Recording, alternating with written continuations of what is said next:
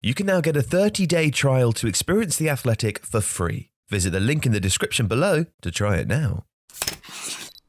Well, Alex, Nuno Espirito Santo fired from his job. Here we have Spurs on the board as you've set them up for us. This is the formation that they played against Manchester United in the 3-0 loss over the weekend. And all the news this morning refers to Antonio Conte. En route as we speak, apparently, to London to speak with Spurs about the empty position, according to Sky Sports News. So we figured it'd be worthwhile to have a look at what Spurs might look like under Antonio Conte, not dissimilar to what we did with Man United last week. Yes. Yes. Yes, let's do that. Show me. Okay, so there's a few things to point out with Spurs first in terms of some of their issues. So while they're quite good at getting the ball into this sort of area, they're not very good at getting it into this sort of area. Now, just to clarify, you're saying they're good at getting it into the kind of just beyond the halfway line, but not into the box, right? They're good at getting it into the final third. Yes. But they are not good at getting it into the penalty area. Yes. So they're fifth for passes into the final third completed, but they're 15th for passes completed into the penalty area. That's weird. So there's a real disconnect in this area. Yeah. That's something that we'll talk about in terms of what Conte might do to fix that. Okay. It's also worth noting that although they've actually scored very few goals, and they're very, very low for shots and shots on target per 90. They're rubbish.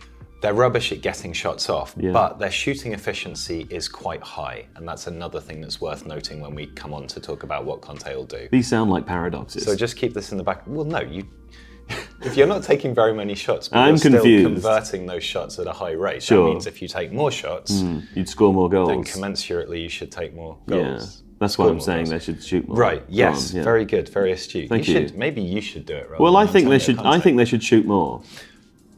Right. So let's talk about how that might happen under Antonio Conte. So the first thing that we all know about Conte is that he tends to play a back three. So we're going to move this around a little bit, and we'll start with the back three because that's going to determine what the rest of the team does. Yes. So Romero, who I think has actually not been that bad. He's good. Right. Yeah. So he played as the central defender in a back three for Atalanta, and that allowed him to push up and kind of dominate this sort of space here. Yeah. Aggressively pushing up to man marker 10, for example, win aerial battles. So he's a natural fit for this central role. You could have Dyer here. It might not be the worst idea to have Ben Davies as a left-footed centre-back there. In the kind of Luke Shaw mould. In the kind of Luke Shaw mould. But let's keep Dyer there for now. It's got to be Tanganga, right? I'm going to put Tanganga here. I mean, who's the other option from the bench? So you've got Rodon and you've got Sanchez. Yes, of course. I mean, how this sets up is kind of, I think as long as you've got Romero there and you've got the athleticism of Tanganga, which will become really important when we look at wing-backs. Yeah. This role here, I don't really know what they're going to do with that. But the upside is that you've got the centre-backs in the squad. I forgot about Rodon, of course. Yes, there's quite a lot of centre-backs. There's ample cover there to play. You know, one of the issues with playing a back three is if you don't have enough depth in that position, you can end up having to do weird things. Maybe play a defensive midfielder there, that kind of stuff. So there's plenty of room within Spurs for that. Wing-backs, they're going to be problematic, but we'll put Reguilon, who I think would do fine as a left wing back here. Yes. Emerson Royal. Now, we talked about him a little bit before. He has shown at Betis this propensity to get forward and attack. He had good attacking numbers at Betis, but for Spurs so far, to me, he's looked a little bit cumbersome. Here's a question though. Is it possible that he's looked cumbersome because he has been cumbersome under the system of Nuno Espirito Santo? To a degree, but also he just looks a bit cumbersome when he's got the ball at feet. And what Conte will want is a really dynamic kind of attacking wing-back here who's going to be able to make these thrusts forward.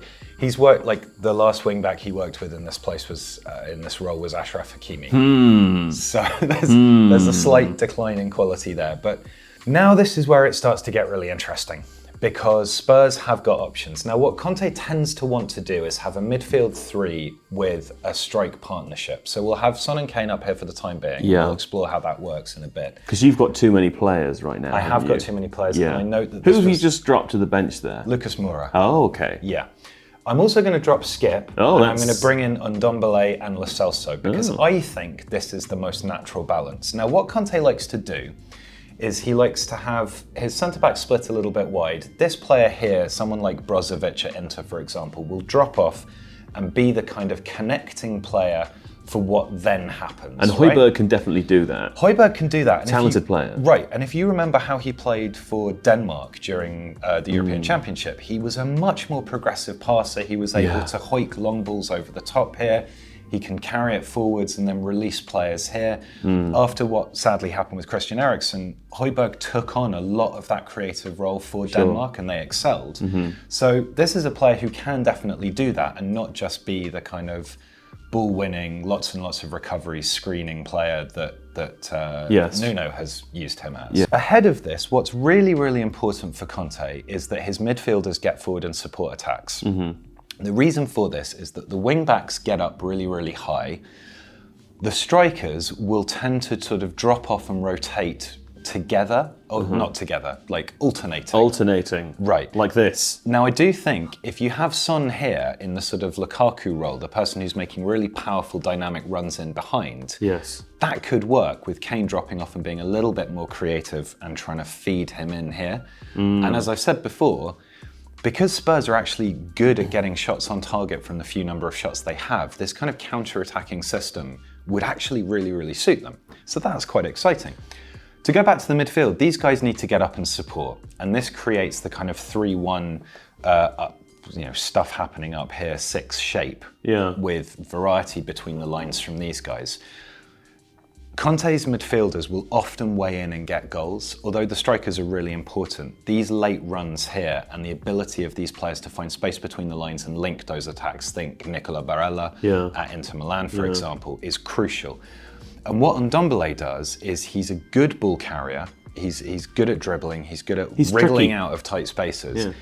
And if he has the kind of security of a midfield 3 with a back 3 behind them and wing backs who can tuck in and bulk that out. And often a forward probably dropping off in the case of Kane and or Son, right? Exactly this. So you can create a shape where your width is maintained by your wing backs here. Son is the kind of very aggressive, dynamic running focal point.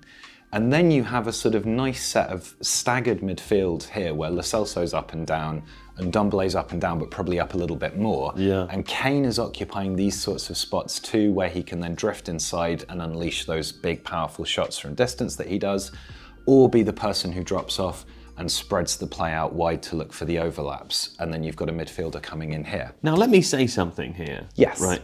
We know that Antonio Conte was approached by Spurs over the summer. It sounded at the time like those talks broke down because he wasn't offered enough money, enough of a budget to go into the transfer window with. We assume now that with only 16 games of Nuno's career come and gone at Spurs, that if Daniel Levy is talking to Conte again, he must be offering him money. So we, again, infer that maybe they'll be bringing some new players in January if Conte were to take the job. Question though, no new players in this thing looks great. And we know that Nuno played with a back 3 at Wolves. So why didn't he do this? I don't know, is the honest answer. Producer Don suggested something before we recorded this. Hello, Producer Don. Which was that this idea that Spurs had to commit to a more attacking system could well be the reason that Nuno went with a back 4 and then a 3 and a 3, which he's maybe less comfortable with. I think there were some concerns about him arriving anyway, given that the search for a Spurs manager had been well documented and gone through a number of people. So perhaps there was an extra pressure as a result of that. Yeah, he was like 5th or 6th choice, wasn't he? I also think he doesn't, or it's interesting, while we've said what we've said about Højbjerg and that he does have this ability to kind of create from a deeper position, much more than he's shown at Spurs so far, arguably Spurs didn't have a proper deep line creator in the Ruben Neves mould. So maybe that sense that you couldn't pull the strings from deeper, and so you needed to try and get more players into the final third to be able to create stuff around there was part of Nuno's thinking. I don't know, you can also do stuff, if you moved Eric Dyer into this sitting role here as a proper kind of sitter rather than as a sort of creative one, that would be a little less Conte. But then you've still got Højbjerg and Ndombele here with a bit more security. Maybe Davis comes into this role. Sure. So there's options. While Spurs are going to spend money if Conte comes in, there is actually quite a lot of latitude within the squad to set it up in different ways within the Conte system that mean he doesn't have to go out and spend a huge amount of money to overhaul the squad. I think obviously some sort of backup striker to Harry Kane, which is a perpetual issue for Spurs. They've been talking about it forever. You can't rely on this front pairing, particularly given how important a front two are for Conte's systems. Sure. I think also right wing back might be an area where they'd look at. I mean, the understudy to Royale is Matt Doherty, who worked pretty well at Wolves as an attacking wing back, but has kind of fallen off a cliff since then. Sure. So this is an area. Again, maybe because he was asked to play a depth. different position. Well, possibly this, yes. I think it's hard to say. Sometimes players get so entrenched in a particular kind of system that there's just a complete failure to transition. Obviously, Wolves, again, playing with the solidity of that back three that allowed Doherty to get up and actually tuck inside quite a lot and attack that space. So maybe he would work better under Conte than Royale would, and that would be an initial experiment for him. We're going to find out. We are going to find out. Actually, we don't know if we're going to find out. That was wrong. I suppose, yes, no, that's true. Who could say? How misleading. That was misleading. It's the end now. If you like this video, please consider subscribing to the channel. The Athletic is home to some of the world's best sports journalists, including David Ornstein, Daniel Taylor, Ollie Kay, Amy Lawrence and Rafa Honigstein. There are journalists dedicated to each Premier League team, so every fan gets the coverage they deserve, not just the big clubs. And you can try it for free now for 30 days. See the link in the description.